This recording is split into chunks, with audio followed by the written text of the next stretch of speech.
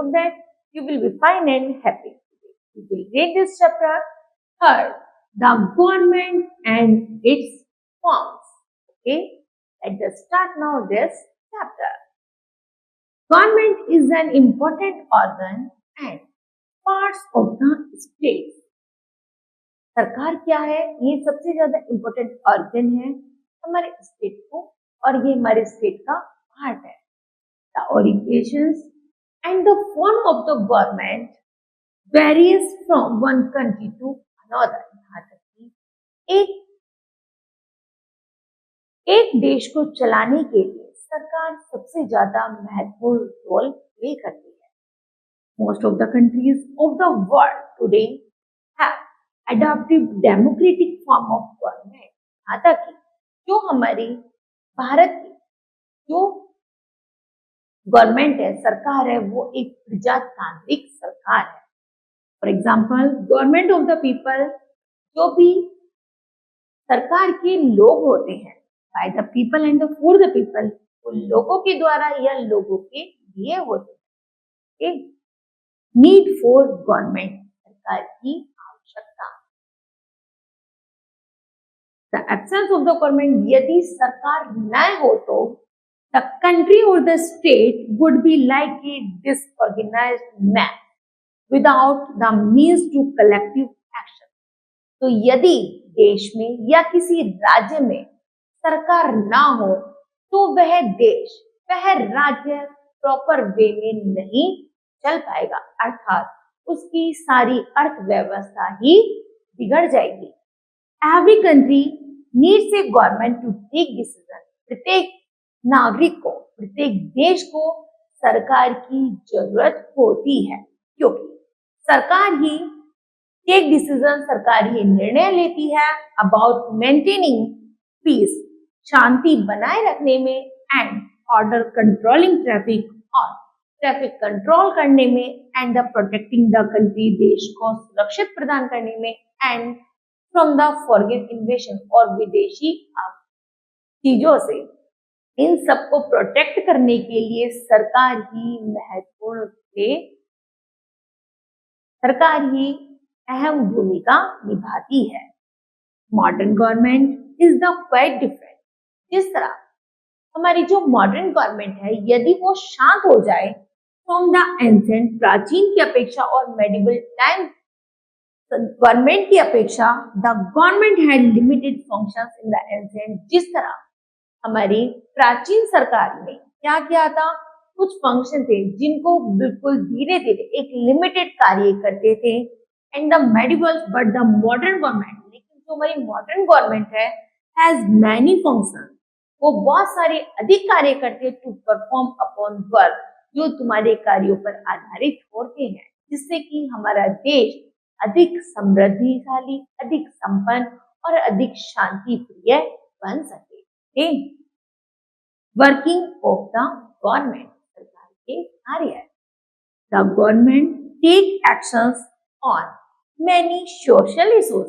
जिस तरह जो हमारी सरकार है, जब हमारे सामाजिक इश्यूज को देखते हुए जब कार्य किए जाते हैं, जैसे opening of the school, school खोले जाते हैं, कॉलेजेस खोले जाते हैं, बिल्डिंग ऑफ द रोड, सड़कों को निर्माण कराया जाता है, एंड द ब्रिजेस का निर्माण, डिगिंग ऑफ द कैनाल्स, यहाँ तक कि कैनाल्स का बनना, setting up the different industries, और भिन्न भिन्न तरीके से इंडस्ट्रियों का निर्माण कराना, ओपनिंग हॉस्पिटल, अस्पतालों का खुलना, प्रोवाइडिंग ट्रांसपोर्ट, यहाँ तक कि समुचित प्रकार से यातायात की व्यवस्था करना, and providing many more facilities, और अन्य फैसिलिटीज को जोड़ना जो पीपल के, जो लोगों के हित में है, और जिससे देश में शांति, सुरक्षा और भाईचारे की भावना बन सके. ऐसे कार्य सरकार द्वारा, ये सभी कार्य सरकार द्वारा किए जाते हैं. फिर है फॉर्म्स ऑफ गवर्नमेंट, सरकार के आकार. There are the various forms of the government prevalent in the world, but democratic and the dictatorship. यहाँ तक कि सरकार अनेक रूपों में प्रत्येक देश में होती है, चाहे वो प्रजातांत्रिक रूप में हो और चाहे वो तानाशाह रूप में हो। जो मोस्ट कॉमन फॉर्म्स ये है, मुख्य इसकी दो आकार, दो रूपों में पाई जाती है। Let's read about them in detail. और we discuss the democratic government. चलिए पढ़ते हैं, प्रजातांत्रिक सरकार किसे कहते हैं। It is the government of the people. ये है सरकार जो होती है वो लोगों द्वारा बनाई जाती है। People in the for the people, ये लोगों के लिए, लोगों द्वारा बनाई जाती है। The people can change it through constitutional में। इसमें यदि लोग चाहें तो इसके संविधान में इसको बदल सकते हैं। It is main responsible and the duty of the democratic government to fulfil all its responsible towards the citizen. यहाँ तक यह नागरिकों द्वारा मुख्य रूप से जो भी कर्तव्य निष्ठ होते हैं उन्हीं के अनुसार जब यह सरकार बनाई जाती है तो उन्हीं लोगों के द्वारा इसमें लोगों के हित के लिए कार्य किए जाते हैं।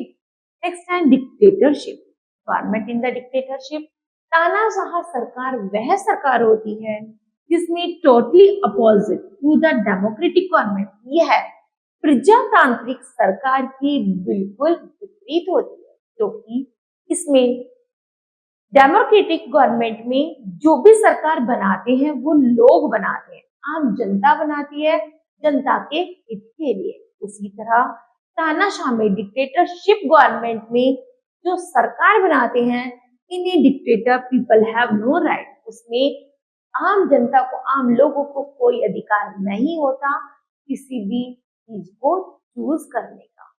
All the powers remains into the hands of a single individual, क्योंकि इसमें जो पावर होती है केवल एक व्यक्ति के हाथ में होती है।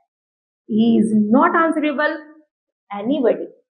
उसके प्रति कोई भी समर्थन, उसके प्रति कोई भी विपक्षी नहीं होता। People do not have the right to choose, और यहाँ तक कि वहां के लोगों को अधिकार नहीं होता चुनाव करने का एंड elect their government, पर अपनी सरकार बनाने का, और changes according to their desire, और अपनी इच्छा या अपनी जरूरत के अनुसार सरकार बदलने का उन्हें कोई अधिकार नहीं होता। नेक्स्ट है democracy and the authoritarians. The word democracy is derived from two Greek terms demos and the cardia. तो डेमोक्रेसी शब्द है वो ग्रीक भाषा के शब्दों से मिलकर बनी है, दो शब्दों से मिलकर बनी है। पहला तो है डिमोस और दूसरा है कर्तिया। टू वर्ड्स टुगेदर, जब इन दोनों शब्दों को मिला दिया जाए तो अर्थ होता है अथॉरिटी ऑफ द पीपल, लोगों को अधिकार। The word authoritarians refers to the minimum of the popular will. यहाँ तक कि जो ऑथोरिटेरियंस जो शब्द है वो एक प्रसिद्ध इच्छा, मतलब एक पॉपुलर विल, एक पावरफुल विल का कार्य करती है। That's and the authoritarian government puts restricts and keep a check on the activities। यहाँ तक कि वह सरकार जो लोगों के कार्यों पर बाध्य करती है, उन पर रोकथाम लगाती है of the individual and the group, जो एक समुदाय या ग्रुप को लेकर किए जाते हैं उन पर जब बैन करती है, उनको बाध्य करती है, उसी को हम ऑथोरिटेरियंस कहते हैं।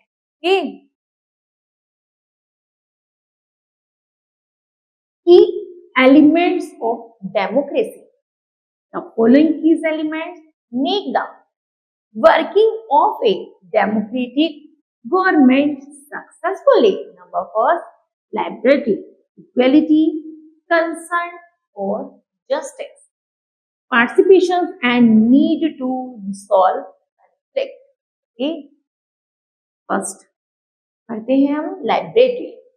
Liberty is also an essential features of the democracy. Liberty सबसे ज्यादा महत्वपूर्ण रोल प्ले करती है डेमोक्रेसी में। In democratic government everyone is free.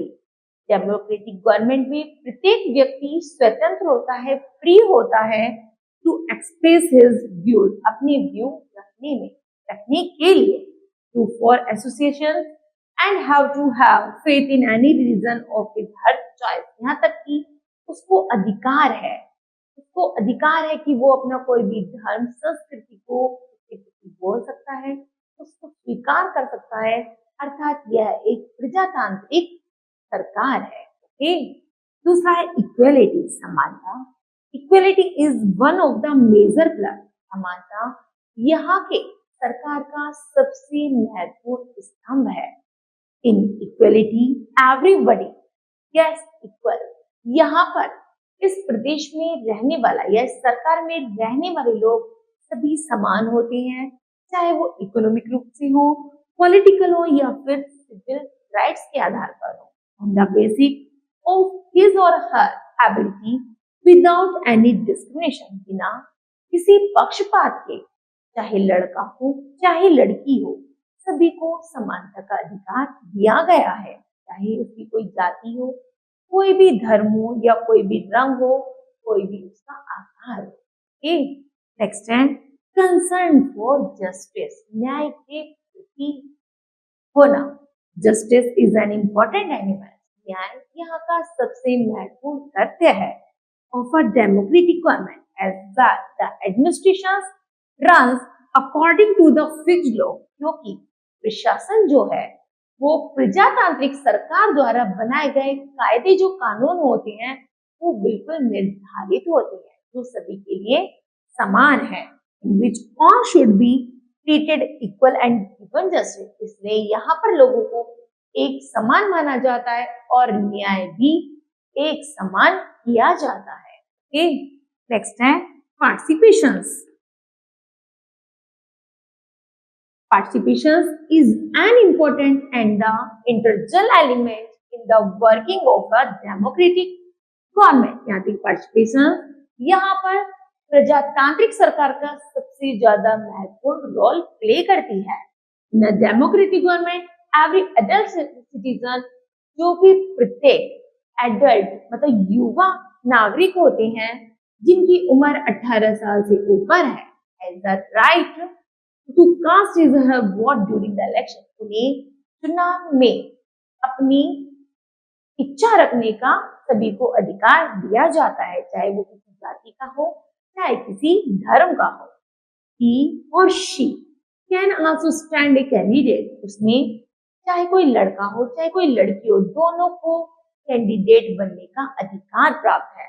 Besides voting, उन्हें वोट देने का अधिकार प्राप्त है। There are the some other ways of the participating in the progress of the government also, यहाँ तक कि उन्हें सरकार बनाने का भी अधिकार प्राप्त है। People can present themselves as candidates to the electorate, यदि लोगों द्वारा यदि कोई प्रत्याशी चुना जाता है तो वह सरकार को मान्य होता है। They can also participate in election campaign. The opposition keeps a check on the authoritarian tendency of the government, यदि उसके विपक्ष में यदि कोई दूसरा पक्ष उसके विपक्ष में यदि कोई एक कैंडिडेट खड़ा कर देता है तो the government by constantly receiving the criticising the policy, तो सरकार उसके पक्ष में एक कानून पारित करती है कि यदि कोई भी ज्यादा वोटों द्वारा जीतेगा उसी को सरकार बनाने का अधिकार प्राप्त होगा। तो the rallies, signature company, pressure group activity and free and open debate are essential preconditions for the growth of the healthy democratic country, और वही हमारी डेमोक्रेटिक मतलब हमारी प्रजातांत्रिक सरकार को बनाने में सबसे ज्यादा महत्वपूर्ण होता है। ओके, नेक्स्ट है need to resolve conflicts. In a democratic government, प्रजातांत्रिक सरकार में the government has the judiciary with the resolve every conflict, कि उसमें जो भी न्याय से संबंधित कार्य होते हैं वो बिना पक्षपात के किए जाते हैं। And the difference according to the law, और कायदे कानून के अनुसार किए जाते हैं। Various conflicts occur when people of the different culture, चाहे भले ही व्यक्ति भिन्न भिन्न संस्कृति की हो, धर्म की हो, या फिर एक धर्म को मानने वाले ही क्यों ना हो, लेकिन फिर भी उनके पक्ष में निर्णय लिया जाता है और समानता का अधिकार दिया जाता है। Therefore, the state and the government always try to resolve these conflicts to maintain peace and the order in the society. फिर भी इसके अतिरिक्त सरकार चाहती है कि समाज में शांति और कानून की व्यवस्था बनी रहे। Okay, next now, organs of the government.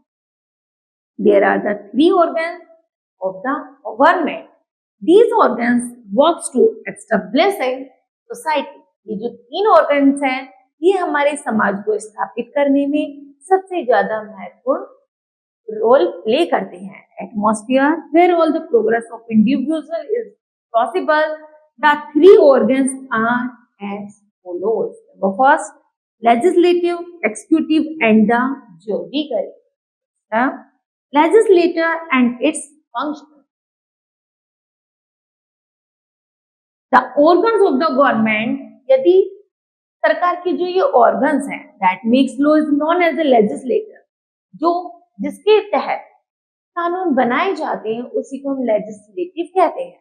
Makes new laws, इसमें नए नए कानून बनाना, and amend the old law, और पुराने कानूनों में सुधार करना legislative कहलाता है।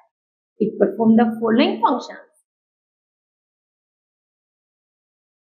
Number first, to keep a check and the control the executive.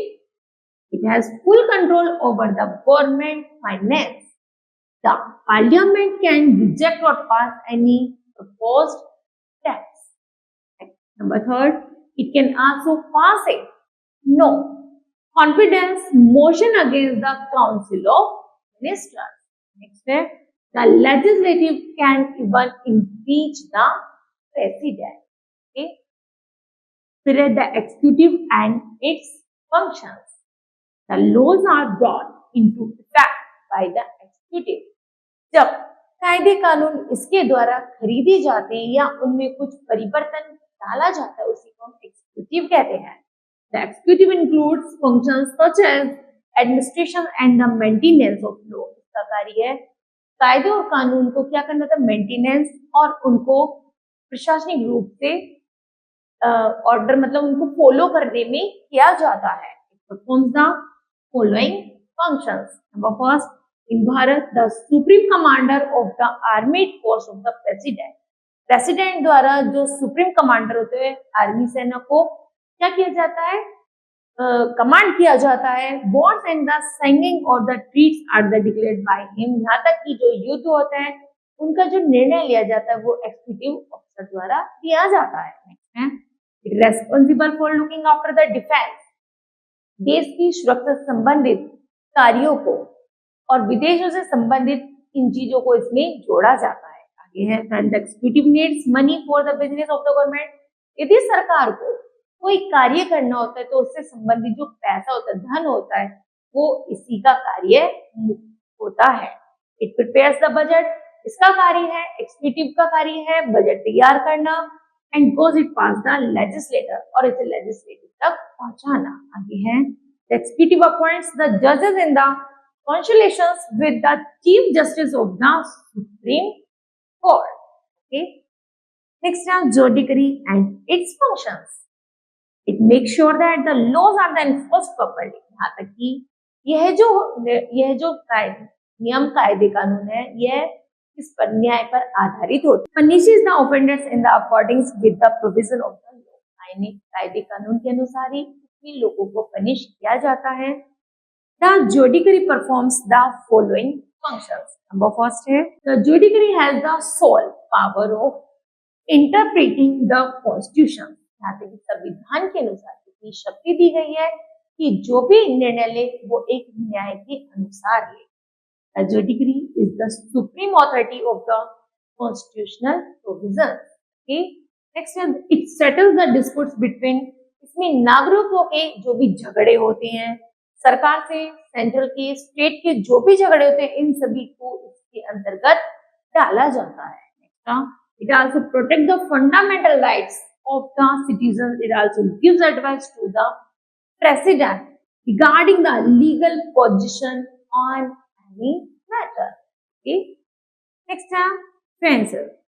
Ward Francis refers to the right to cast vote and the elect one representative। यहाँ तक कि जो फ्रांसिस का अर्थ है उसमें एक व्यक्ति एक वोट का अधिकार दिया गया है। एंड ऑल एडल्ट्स, जितने भी adult citizens are providing with the right, उनको सभी को अधिकार दिया गया कि एक नागरिक एक वोट का अधिकार सभी को मिला जाए। That is called universal adult Francis. इसी को हम यूनिवर्सल एडल्ट फ्रांसिस कहते हैं।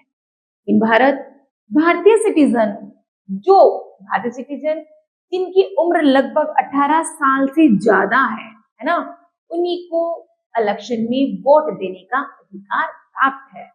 This mean that citizen can choose, वह अपने अनुसार अपनी इच्छा को रखते हुए अपनी इच्छा से एक कैंडिडेट के ऊपर मोहर अर्थात उस पर वोट दे सकता है, उसको चुन सकता है। Vote enables the citizen to elect their leader, यहाँ तक कि चुनाव के जरिए वह अपने मनपसंद नेता को चुन सकता है। टू गवर्न द कंट्री, और देश का गवर्न बना सकता है। And replace them due to the dissatisfaction, और जिस नेता से तुम संतुष्ट नहीं हो, असंतुष्ट हो, उसके बदले तुम अपनी इच्छा का नेता बिठा सकते हो। Originated from their poor performance in the next election. Okay, the basic of the universal adult franchise is one person one vote। एक व्यक्ति एक वोट का अधिकार, जो ये शुरू हुआ, this has been the done to the ensure political equality। इसी से देश में जागरूकता फैली और सभी लोगों में एक व्यक्ति एक वोट का अधिकार शुरू हुआ। In England people struggle hard to get. इसी तरह इंग्लैंड में आज भी इसी प्रथा को अपनाने के लिए, यूनिवर्सल एडल्ट फ्रांसिस को अपनाने के लिए बहुत ज्यादा स्ट्रगल प्रयास किए गए कि जिससे हमारे यहाँ भी एक वोट एक पर्सन का आधिपत्य स्थापित हो जाए। But in the beginning franchise was limited up to the land holder, लेकिन सीमित होने के कारण इंग्लैंड में मतलब लोगों का असीमित होने के कारण यह वहां पर स्थापित नहीं हो सकता। Limited up to the landlords whose property yields and the annual lands and the revenue of the 40 shillings। जैसे जैसे कि जब जमीनी प्रथा जो शुरू हुई कि लैंड रेवेन्यू, कि यदि हम किसी को अपनी जमीन दे करके उस पर दूसरी बंदे कार्य करते हैं, उसी को हम कहते हैं हम लैंड रेवेन्यू। उसी तरह जब लैंड रेवेन्यू का कार्य शुरू किया गया तो उसमें जो भी खेती की जाती थी उस पर पूरी तरीके से उसे एक समय के आधार पर उस जमीन को दूसरे जो मजदूर होते थे उनको दे दिया जाता था। Slowly, Francis was the extended to the common people, but women were excluded from their right to the franchise। यहाँ तक कि इसी के आधार पर आज भी वहां पर क्या था कि वहां पर महिलाओं को किसी भी चीज का अधिकार नहीं था।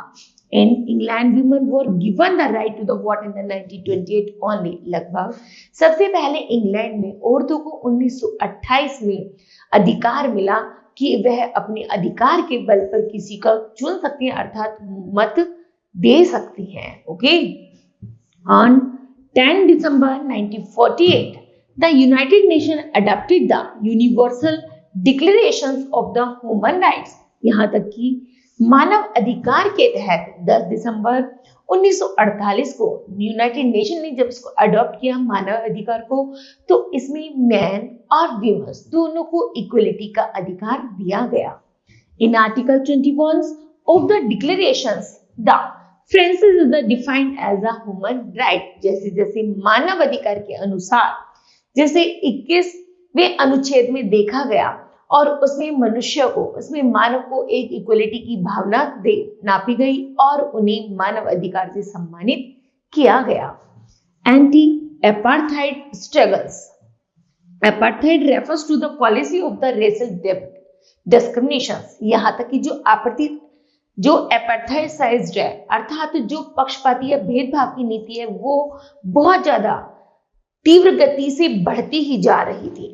Apartheid was a state-supported system of the discrimination has been the practiced in the USA as well as the South Africa। जैसे जैसे जो ये पक्षपात भेदभाव की जो नीति थी वो यूएसए में और साउथ अफ्रीका में एक बहुत भयंकर सोशल इविल के रूप में जन्म ले रही थी।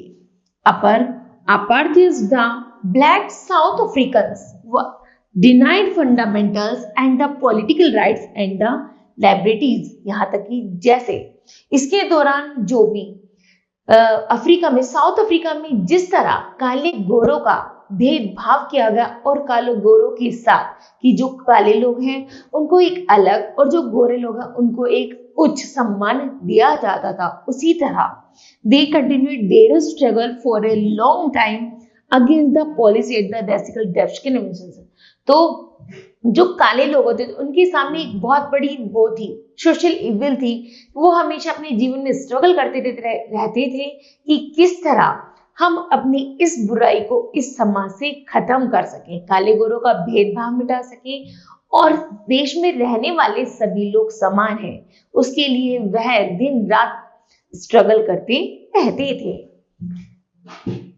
President Abraham Lincoln of the USA was the instrumental in the abolishing slavery that prevailed in the southern state of America। जिस तरह जब इन कालो गोरों का भेदभाव का अंतर खत्म किया गया तो धीरे धीरे यूएसए में अब्राहम लिंकन को सबसे पहले वहां का प्रेसिडेंट नियुक्त किया गया और उन्होंने काले गोरों के भेदभाव को खत्म कर कर देश में रहने वाले सभी लोगों को इक्वलिटी की भावना से ओतप्रोत किया।